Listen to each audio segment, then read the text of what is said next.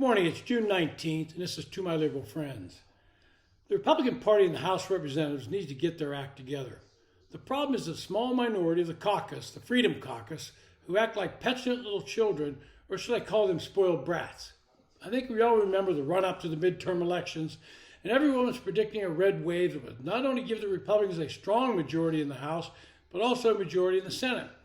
Well, that red wave turned into a trickle, and the result is a thin majority in the House and Democrats actually picking up one seat in the Senate to give them a 51-seat majority.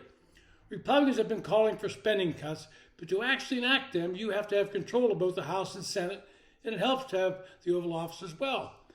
But just controlling the Congress gives you the upper hand. You need only look back to Bill Clinton's second term. Republicans had at that time had control of Congress, and that meant both sides had to negotiate, and both sides would engage in give and take.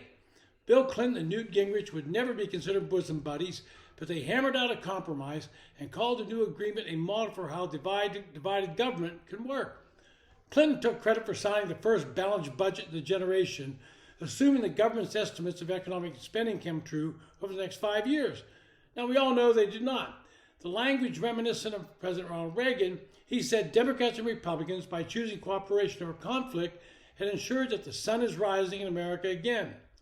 The House Speaker, Kevin McCarthy, forced Joe Biden to come to the negotiating table, something he had repeatedly said he would not do. By most accounts, McCarthy got the better of the deal in the final product.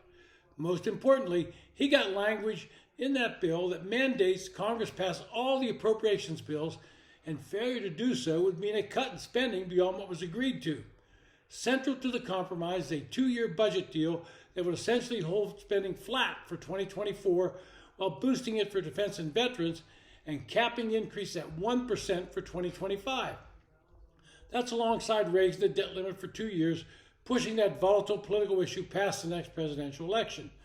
Some would say that's a win for Biden.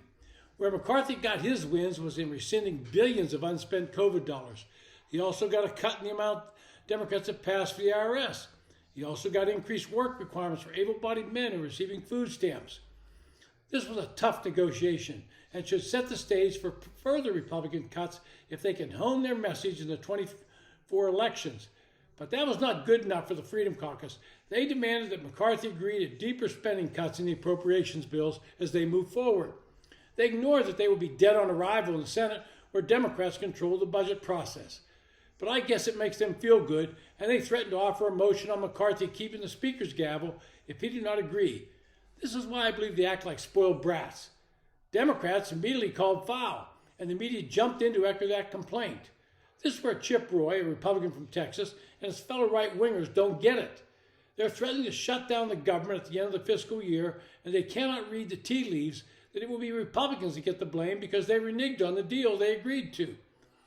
But that does not matter to the so-called Freedom Caucus, and I call that Freedom from Governing Caucus, because they mostly come from ruby red districts, and that allows them to act out in any way they want. You have Andy Biggs, a Republican from Arizona, part of the Freedom Caucus, demanding further cuts. Of course, he never mentions that he and his wife get a sizable check from the Publishers Clearinghouse sweepstakes that she won several years ago. Look, I would like to get more spending cuts. I would like to cut the deficits down to zero, but you're not going to do that in 1 year. If the Freedom Caucus are truly interested in getting these cuts, they'll focus on showing a united front to the electorate. They will back the deal cut by Speaker McCarthy and put the Democrats on the defensive by pointing out the wasteful spending they keep putting in bills, which only piles on the national debt. The American public is finally waking up to the fact that as a nation we are in a dangerous position when it comes to the debt. Joe Biden's numbers continue to be well below what you could expect from a sitting president. He can brag all he wants about his so-called accomplishments, but the public's not buying it. Even a potential opponent like Donald Trump, saddled with multiple legal woes, is polling even or slightly ahead of Biden.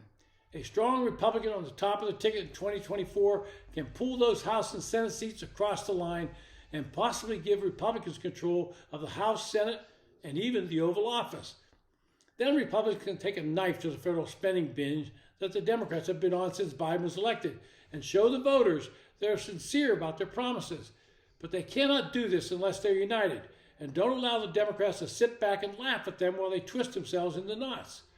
What would be really great is if more moderate and reasonable Republicans were to able to challenge some of the far-right wingnuts and take them out in a primary.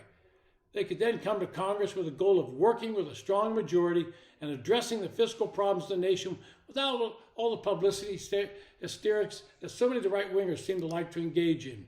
It's been To My Liberal Friends. Thanks for listening. If you enjoy this podcast, give me your comments. Hit the subscribe button and recommend it to your friends.